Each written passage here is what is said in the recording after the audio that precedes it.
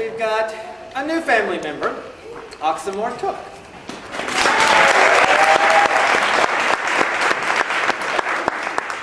Good evening. For those of you who do not know me, I am Oxymore Took, and I am a folklorist from the Shire. Now, this is Elf Night, and I've noticed that there's a particular race that has not been represented this evening, and those are the goblins, the orcs.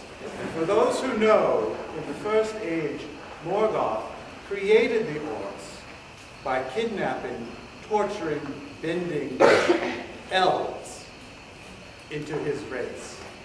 Now, many of you think the only way you should see an orc is at the end of your sword.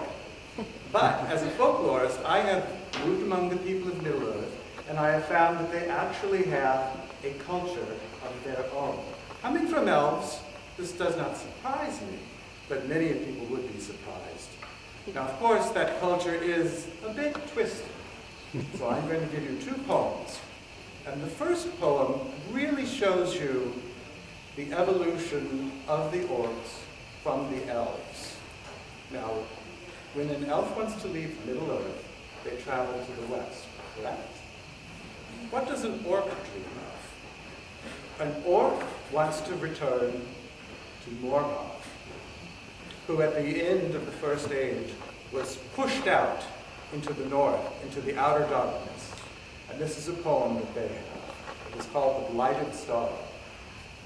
We have been marred from birth, time we cannot mend, for the water of a bitter well can never be clean again.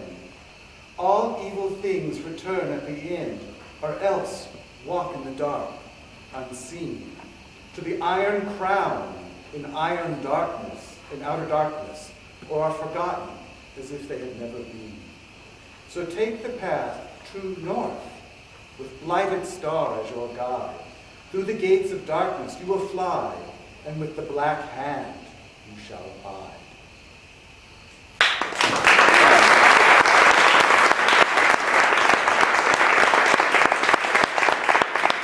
Now the second poem relates a messianic figure that the orcs crave for.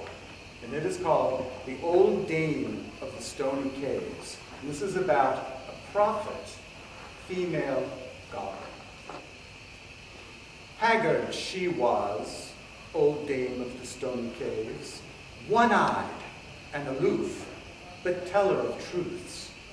Goblin kings came and went, her hand they sought, as queen or counselor, but all she refused.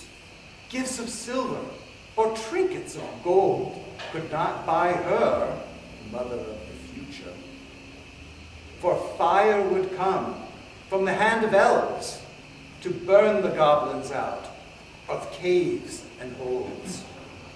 Deep is the dirt and hard be stone, but the elves have ways and the sun is strong. Bitter is she who sees such things, so spares her spawn a death of fire. More bitter still when she knows a son will come, regardless, queen without a king. Little is lifted of pain like this, even when her flesh will bring cold vengeance. The future is tricky, and prophecies seem cheap when one's blood and bone are the price to be paid.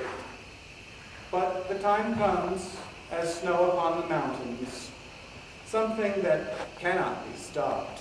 No husband had she, but a son. Green eyes of gems, red tongue of blood, and hands that pushed and did not grasp tight. She to a stream brought him, from the fish she took male, the reeds a strong staff, and the mist a cloak that hid. When the elves came, as she had seen, to a high mountain she fled, to a hiding place most secret.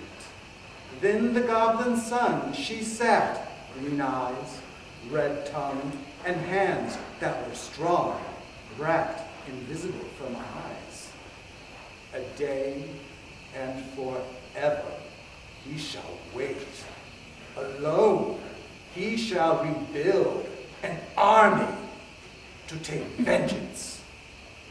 And so the haggard one, old dame of Stony Caves, shall smile from the dust and rest at the end of all things.